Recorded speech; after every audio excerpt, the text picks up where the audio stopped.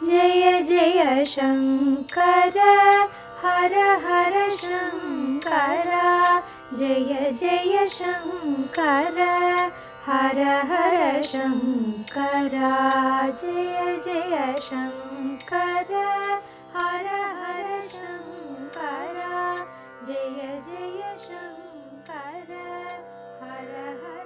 சமூக தனி வாழ்க்கை நெறிகள் தெய்வத்தின் குரல் 3ஆம் பாகம்.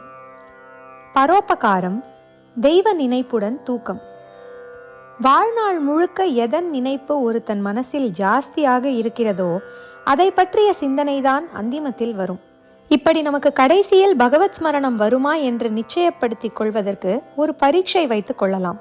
அதாவது, அன்றென்றைக்கும் நாம் தூங்குகிறோம் அல்லவா, இதையும் ஒரு சாவு மாதிரி என்றுதான் சாஸ்திரங்களில் சொல்லி இருக்கிறது. தூங்குகிற போது கட்டை போல ஒன்றும் தெரியாமல் ஞானமே இல்லாமல் தானே கிடக்கிறோம். இதனால்தான் இப்படி சொல்லி இருக்கிறது. நித்திய பிரளயம் என்று தூக்கத்தை சொல்வார்கள்.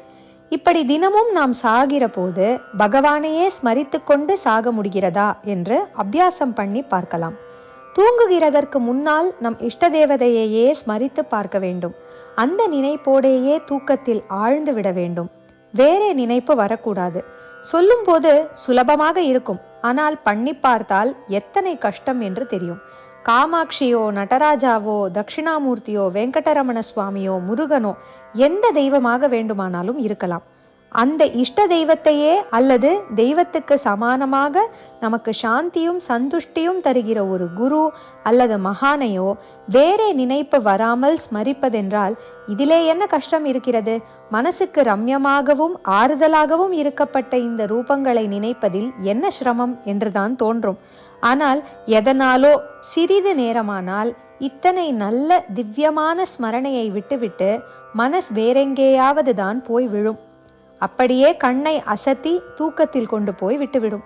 இப்படி ஏமாறாமல் பழகி கொண்டால் சாகிற சமயத்திலும் பகவானை விடாமல் நினைக்க முடியும் என்ற நிச்சயத்தை பெறலாம். எல்லாம் அபியாசத்தில் விடாமுயற்சியில்தான் இருக்கிறது.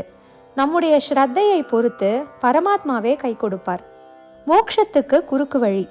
ஆக வாழ்நாள் பூராவும் எதிலே ரொம்பவும் ஈடுபாடு இருக்கிறதோ அதுதான் அந்திமத்திலும் ஒருத்தனை இழுக்கும். வாழ்நாள் முழுவதும் பகவத் சிந்தனையோடு இருந்தால்தான் கடைசியிலும் அது சித்திக்கும். சரி, அது தானாகவே சித்தித்து விட்டு போகிறது. ஒருவன் ஜீவிய காலம் முழுவதும் ஈஸ்வர பக்தி பண்ணிக்கொண்டே இருந்தால் கடைசியில் இவன் படுக்கையில் விழும்போதும் தானே ஆட்டோமேட்டிக்காக அதே ஸ்மரணம்தான் இருக்க போகிறது. ஆனதால் சர்வ காலத்திலும் என்னை நினை என்று சொன்ன கிருஷ்ண பரமாத்மா அந்திமத்திலும் என்னை நினை என்று ஒன்றை சேர்த்திருக்க வேண்டாமே? சர்வகால ஸ்மரணை தானாக அந்திமத்திலும் வந்துவிட்டு போகிறது. இங்கேதான் மோட்சத்துக்கு கொஞ்சம் குறுக்கு வழி, ஷார்ட்கட் சொன்ன மாதிரி இருக்கிறது. ஒருத்தன் அந்திமத்தில் எதை எதை நினைத்து கொண்டு உடம்பை விட்டாலும் அதையே போய் அடைகிறான் என்று கீதையில் ஸ்பஷ்டமாக சொல்கிறார். 8வது அத்தியாயம் 6வது ஸ்லோகம். யம் யம் வாபி ஸ்மரன் பாவம் த்யஜத்யந்தே கலேவரம் தம் தம் ஏவைதி கௌந்தேய சதா தத் பாவ பாவிதஹ. இப்படி சொல்கிற போது வாழ்நாள் முழுக்க நினைக்காத ஒன்றை ஒருத்தன் அந்திமத்தில் நினைத்து விட்டாலும் சரி, அந்திமத்தில் நினைத்த அதையே மரணத்துக்கு பின் அடைந்து விடுவான் என்று அர்த்தம் பண்ணிக்கொள்ள இடம் இருக்கிறது. வாழ்நாள் முழுதும் நினைப்பதுதான் அந்திமத்தில் நினைவு வரும் என்பது பொதுவாக வாஸ்தவம். ஆனால் இப்படி இல்லாமல் அசாதாரணமாக வாழ்நாள் பூரா நினைக்காத ஒன்று பிராணன் போகிற போது நினைப்புக்கு வந்துவிட்டால், இப்படியானாலும் அந்த கடைசி நேரத்தில் எதை நினைத்தானோ அதை இவனுக்கு சுவாமி கொடுத்து விடுகிறார். இதற்கு முன்னாடி நீ அதை நினைக்கவில்லையே என்று இவனை கேட்பதில்லை. கீதா வாக்கியத்திலிருந்து இப்படித்தான் அர்த்தமாகிறது.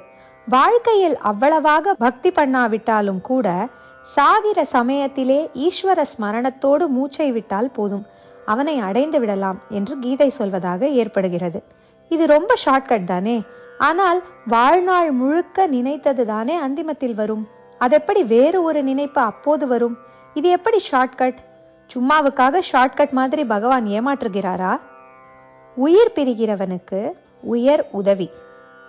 இங்கேதான் சாகிற ஸ்திதியில் இருக்கிற ஒரு ஜீவனுக்கு மற்றவர்கள் பண்ணுகிற பெரிய பரோபகாரம் வருகிறது. அந்த ஜீவனை பரமாத்மாவிடம் அனுப்பி வைக்கிற பரம உத்கிருஷ்டமான பரோபகாரம்.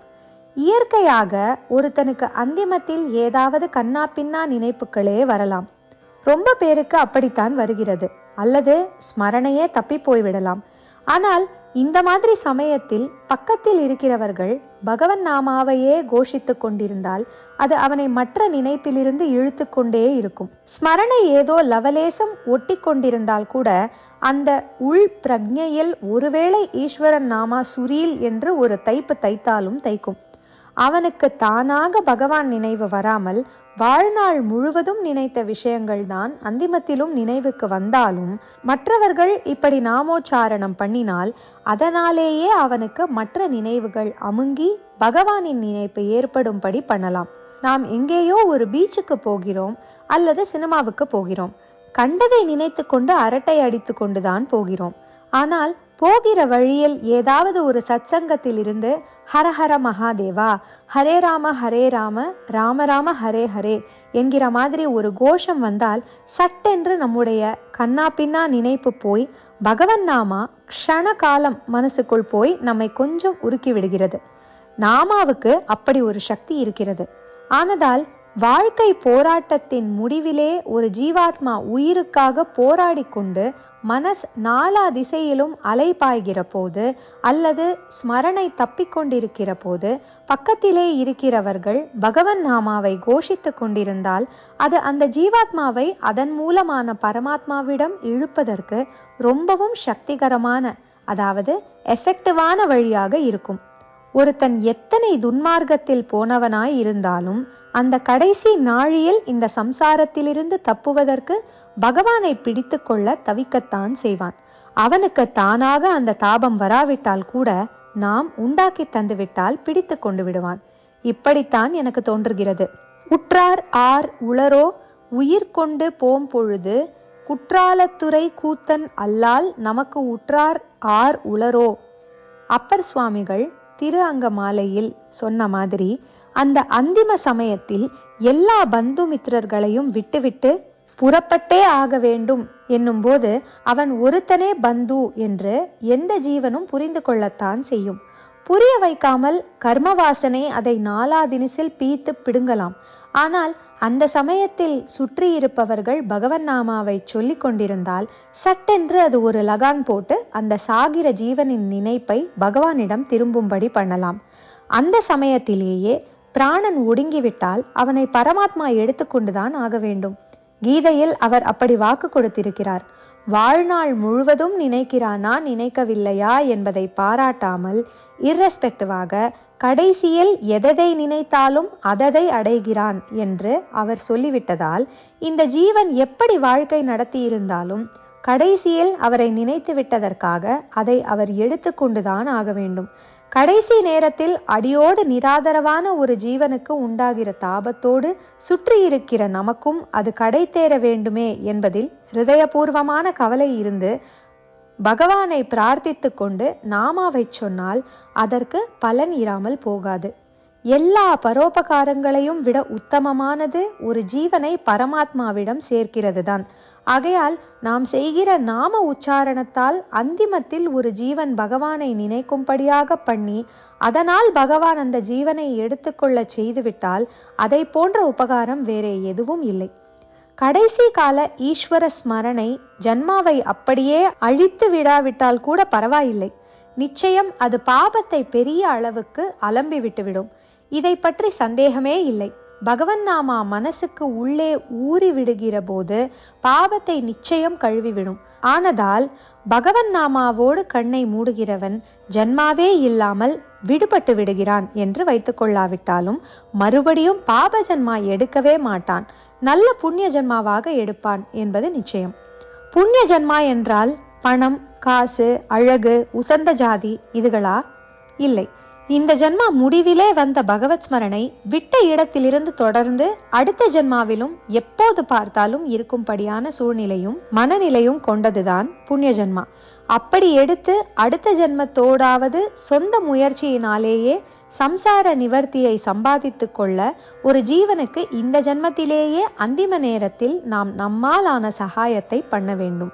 இந்த மகா பெரிய தர்மத்தை ஈடில்லாத உபகாரத்தை முதலில் சொன்னேனே, வார வழிபாடு, ஜீவாத்ம கைங்கரியம், மற்ற பரோபகாரங்களுக்காக சங்கமாக சேர வேண்டும் என்று இந்த சங்கத்துக்காரர்கள் தவறாமல் செய்ய வேண்டும். ஜெய ஜெய சங்கர, ஹர ஹர சங்கர, மகா பெரியவா சரணம்.